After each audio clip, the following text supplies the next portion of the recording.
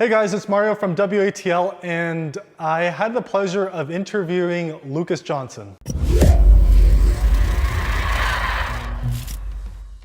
For those who don't know who Lucas Johnson is, he's part of the reigning duels world champion, and he also appeared for the duels finals at the US Open. Lucas has such an impressive resume.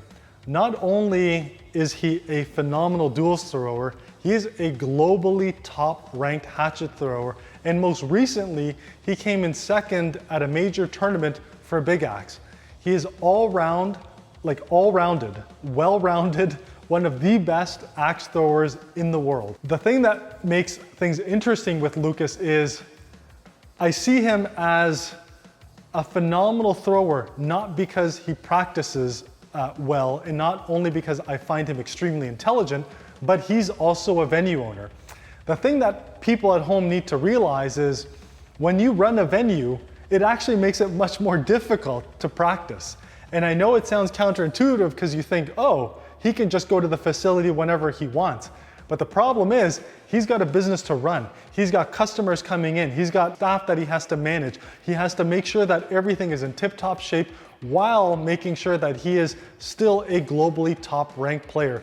Lucas Johnson is so well respected in the community, has my utmost respect, is such a great person, highly intelligent, and you'll find that he gives a lot of great tips. To start things off, Lucas Johnson is a right-handed thrower. He likes to keep his right foot forward in that staggered stance. But let's see what Lucas has to say. I am a right-handed thrower, so when I go to line up, I do right foot forward with a staggered stance, so left foot is back a little bit, kind of on the toe.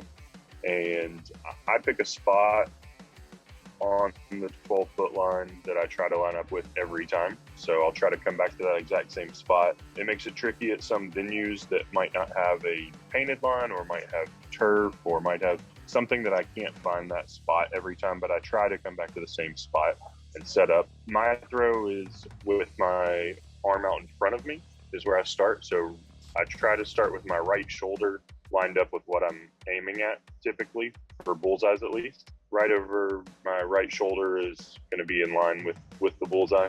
And I do arm in front. Some people, start back by their ear or their face a little bit more. I start in front of me, bring a nice slow back, and then I try to really follow through and make sure that my arm and fingers, all of the momentum is going towards the target, whatever I'm aiming at. Lucas likes to have his arm out, lined up, ready for the throw while he pulls it back. One interesting point that Lucas brought up that I haven't heard before is that he actually changed the way he throws for kill shots, and he brings up a very interesting point. It has to do with the venues. He realized that a lot of venues don't have the proper setup for the left-hand side of the kill. And a perfect example of that is that being too close to him when he's taking his kill shot throw. And it's true. A lot of venues face restrictions, and they have space restrictions where they are unable to make maybe 12-foot or even 13-foot wide lanes. And so when someone likes to line up with their right arm to the kill, they're practically touching their shoulder with the barrier that's separating the lanes in the facility. So specifically for that left kill, he likes to angle his body to the right so that it creates more space so he's not brushing against any sort of barrier that's in the way. Let's hear what he's got to say. For kill shots recently, I have changed a little bit. I was trying to do the same thing, but because I was lining up so far left at some venues and depending upon their lanes, I'm not able to do that. I'm not able to get into the correct position for a left kill, and sometimes even for duels. So I started practicing throwing further right than I even do my bullseye, and I angle my body towards the left kill. And so that has seemed to have worked. I try to do the exact same throw. Everything is the same. My body is not exactly perpendicular with the target. It's angled to the left a little, and I'm lined up further right. That's essentially how I do my throw from there. Now, part of what I mentioned before is practice for Lucas isn't as plentiful as what he would like. He actually has a setup at home. And this is a venue owner because having an at-home setup is actually much more convenient. And I think this is a common theme that we see where a lot of the top throwers globally are setting up targets at home. You see this with the world champion Ryan Smith. you see it with Vin Crescenzo, you see it with Mike Philibum. All these are what I like to call children of the Quarantine Axe Throwing League Quaddle. I think there's advantages and disadvantages. The only disadvantage really is that sometimes people just assume that, oh, you can practice all the time. You can, you can throw whenever you want. And honestly, whenever I have free time, that I want to come throw is usually a time when we're busy. And so I can't get a lane, or I'll come up and think like, oh, we're not going to be that busy, and we'll have had, a handful of walk-ins and I can't take a lane, or I just get started on a lane and then somebody comes in and needs it, or something along those lines. I mean, it's not always that I can just practice whenever I want to, but at the same time, if I do want to come in and I don't want to be outside, I mean, honestly, I started to get better because during quarantine, I built a target at home. I mean, that's honestly when I started to throw more seriously and decided that I was going to try to go to some tournaments and do some things. But now I do have that advantage that I can come in, and if I come in early enough before we're open, I can throw by myself, or I can practice a little bit. But it's not necessarily the best kind of practice because you're never going to have that kind of quiet and nothing going on when you're actually throwing at a tournament. So it's not good practice for that part of it, but it is good muscle memory and repetition. And so I think those are the ways that I see it as an advantage, is that I can come in whenever I want, but disadvantage is that sometimes I just can't throw here. If we're busy, there's not really a spot for me to throw. The one thing that Lucas does mention, which is an interesting point, is he actually doesn't like to practice much alone because that doesn't mirror the tournament environment. And he likes to create an environment where he's practicing that is similar to what you see in tournaments. For a league, I'm running around trying to get all the matches set up, change out boards, make sure it's all good. Like, I can't tell you how many league nights I've not thrown a single axe before my first game because I've been running around doing all the other things to get set up, getting everybody signed in, getting them in the app.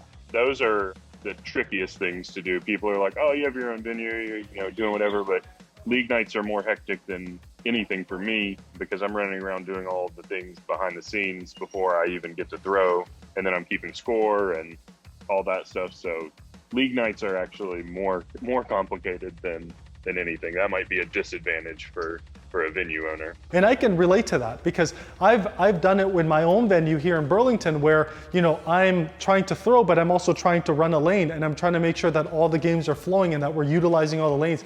It's not easy when you're the owner of a venue and you're trying to participate in leagues while also running it. And that's a very interesting point that he makes. It's not easy being a venue owner and also being a top-ranked thrower. Lucas mentions that he does not change the height of the axe when he's going for the kill or for the bull. That's what works for him. His throw is actually very interesting. For a while, I was adjusting the height, but I've tried to go away from it a little bit recently. So I try to be cognizant about keeping the same throw for bullseye and kill shots as far as the starting point. Lucas will talk about how he likes to keep his thumb in the back of the axe when he throws. As far as grip, I don't do a hammer grip. I have a little bit of a unique grip. I'm using mostly my thumb placed on like the backside of the axe. Also do have, this is a custom handle that Joshua tailored, but there's a little spot where these two colors meet right here. And that's my spot that I put my thumb in every time. So I try to grip there, and then it's kind of resting on the inside of my hand. Not in my fingers, a little bit in my fingers, but mostly pinching with my thumb here. I do have a problem every now and then that I've corrected recently, but I would let my pinky be a little too loose, and it would cause the axe to fluctuate inside of my grip. So when I would go back, sometimes it would do that, then that would cause it to throw really low. But so I've tried to keep my grip firm every time and keep that same grip throughout the throw. The thumb technique is very interesting, and I had never heard of it before until I talked to Shane Shepard. And Shane is a top-ranked beer pong player. And what they do and the way they throw is they actually use the thumb to guide it. They're not throwing it like this. They're reducing the variation and they're using the thumb. That's similar to the technique that Lucas talks about when he throws his axe. The funny thing is, Lucas throws not just an ace of spade, but a failed QA ace of spades. He loves how thin that is. And I'm not sure if you guys have seen the Ace of Spade video that I've talked about before, titled How to Throw an Ace of Spade. We purposely made that axe extremely thin. And it was meant for a certain type of throw where you just release it as opposed to doing a stronger kind of hammer throw. Now, as you all know, the very, very first batch of the Ace of Spades were so thin, that's what Lucas is using today because he doesn't have to worry about any drops. Now, we have modified the Ace of Spades to be slightly thicker, but Lucas still prefers the weight and the sharp, sharp edges and the thinness of the Gen 1 failed QA Ace of Spades. It's definitely not the lightest. The one I was throwing before was definitely a part of that QA that had the maybe too thin issue, and but I don't throw that one anymore. Now, Lucas is no different than anyone else. He still gets nerves. The difference is he embraces it. Part of what he likes to do is he likes to count to 3 on every single throw. Whether it's duels or whether it's a single match, he still does his countdown. 1, 2, 3, or 3, 2, 1. He talks to himself, he keeps his momentum going, but he calms himself down by being able to essentially talk himself through whatever that scenario is that he's facing. Every time I come back, I just say, just another bullseye. Just another bullseye. Like after every throw, your goal is to just hit another bullseye. It doesn't matter the score or anything like that. So I'll be focused on just that one thing of coming back to the line, finding my spot, big breath, count to 3, try to hit a bullseye. Part of what he likes to do is he always likes to wipe his hands, and a lot of throwers do that because when you're in a high pressure game and your heart is pumping and maybe you're starting to get sweaty, that palm starts to get sweaty too, which is part of something that you see. A lot of people either use powder, baby powder, or they'll carry a bag that has powder, and that will keep their hand nice and dry. Lucas simply likes to wipe his hands. I don't use chalk or anything like that, but I do find my hands and my axe start to get a little sticky or a little tacky. So I'm almost always wiping my hand off, like on my pocket and on the side of my shorts, particularly my thumb, because I know I put my thumb in the same spot every time.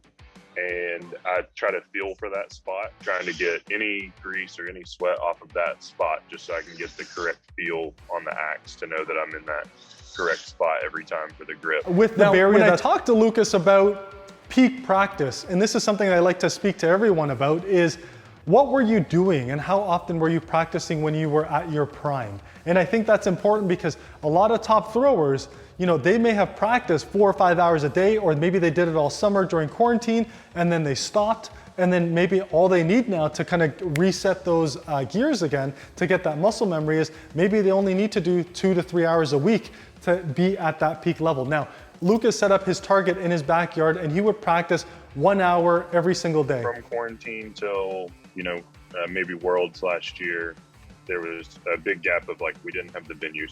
I was trying to throw, quaddle matches during the days, sometimes doing an hour a day, just going out under my carport and throwing. Believe it or not, Lucas, in order to qualify for the World Championships, he had to qualify using the qualifying throws. I did the 50 throws numerous times just to get in that headspace of throwing back-to-back games and going for kills on every 5, etc. I think that's really important before you do that, to not just practice, but to practice throwing those 50 throws and then do your 10 overtime, etc. Practice with a purpose, and he was mirroring exactly what we wanted to do for the qualifying throws for the World Championship. The US Open, which was nice. It was because I think I had practiced it so many times. And so now for practicing before a tournament, unless I'm changing something, I try not to come in and just throw myself to death and practice a ton. I try to practice,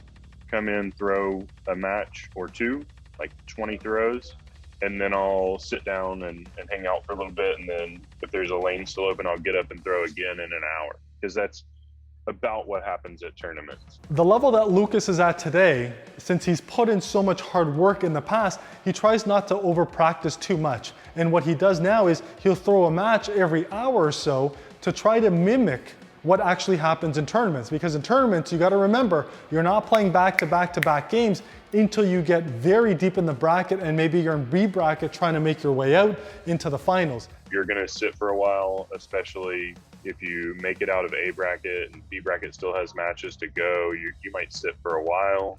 Like this weekend at Ironside, we sat for like 9 hours. I try to do like more situational practice than just aiming at certain things or, you know, doing the V or going all kills or anything like that. I try to throw actual matches, and I try to do it with gaps in between to make it more realistic of a tournament type of environment. Now, I asked Lucas about his dual strategy, and I think it's important to hear from him because he is the world champion, both him and Hayden Brown. Now, Hayden used to work at his facility, so he used to practice a lot more often. Hayden now has another position that he's no longer at the facility, so the strategy that Lucas has for duels has now changed. But as far as strategy, our biggest thing is that originally we had gotten to a point where, okay, other people are dropping. If we can just make sure we stick every time, we're going to be good. So we were trying to play it really safe, and we were trying to do like 5-5 on the new rules, or even 6-4 sometimes, and things like that. And actually, it kind of burnt us and put us in a bad position at the U.S. Open on TV. I whispered to Hayden, like right as that happened, like we're going to play it safe. And that means I'm going for the bull and he's going to try and hit a 4, and we're not going to hit each other and we're going to get points. And that had worked for us every other game. Our only real strategy other than that is that we do throw from an angle instead of straight ahead, because if you put 2 ace of spades next to each other, by the time the cheeks hit each other, if they're touching, there's like 1/8 of an inch on each side. There's no way that you can consistently both hit that spot. So we do throw from a little bit of an angle at each other just to maximize the space of the bullseye. And then just, I mean, obviously timing is the most important thing. What Lucas likes to do is he likes to practice after league nights and have that focused practice. But what I found most interesting in their strategy, and it makes complete sense, is how they throw in duels. They go almost in a V-shaped pattern to avoid the clinking of the axes when they go perfectly straight. Let me show you what I mean. It is much harder to get the axe to stick to the target, and I'll turn the axes around when they are side by side. You see that space, you see that coverage, but if you throw at an angle, you are now able to both get the bullseye. So they both throw at an angle, and that's a key part of their strategy. And finally, the last major thing they like to focus on is the timing. And the timing helps them avoid the drops when they combine it with their strategy of throwing it at an angle. You'll hear our axes hit a lot when we are throwing together, but we very rarely have a drop where it was because my axe was in front of his and he hit the back of my axe, or vice versa, just because we try to focus on that timing so much. Some people do it based upon just looking at each other and noticing when the other one starts their throw, but we count just so that it's more consistent, I think, for both throwers. Lucas's piece of advice that he wants to offer everyone, and he wants everyone to know, is trying different axes is very important, finding one that fits for you. But I also think that you have to find an axe and throw it, you know, for months before, you know, you're going to be really in tune with that axe. And then picking up another axe and throwing it for a week is going to throw that off. So I think being really consistent and throwing, you know, the same thing over and over again is a really important thing that sometimes people don't do. And finally, he brings up a great point. Once you're able to hit a kill shot and you're able to hit a bullseye, you're perfectly capable of getting that perfect game of 64. So you have it in you. All you have to do is practice more to be able to obtain that. More mental than it is physical. Like once you can hit one bullseye and once you can hit one kill shot, I mean, you have the capability to throw a perfect game. It's just stringing them together. And so I think making sure that you are just consistent in almost every aspect of the throw, whether that's how you grip the axe, how you line up, how you are practicing like you're going to be throwing, all of those things added together, being consistent in everything that you do is going to be the biggest thing that's going to help you grow quicker. Again, this was one of my top favorite interviews because Lucas gave things from a completely different perspective. And you know, he's so well respected, being not only a venue owner, but a top globally ranked thrower who literally almost came out of nowhere. Lucas has done such a phenomenal job in his throwing, and the way he's ramped up from last year to where he is this year even being last year's duels world champion, and still appearing this year with Hayden is no small feat. It goes to show you how great and talented both Lucas is, but also Hayden, and they've developed such a great strategy for duels. If you haven't already, subscribe on YouTube, like us on Facebook, follow us on Instagram. We're going to be putting out more great content from some of the world's top throwers. Thanks very much, everyone.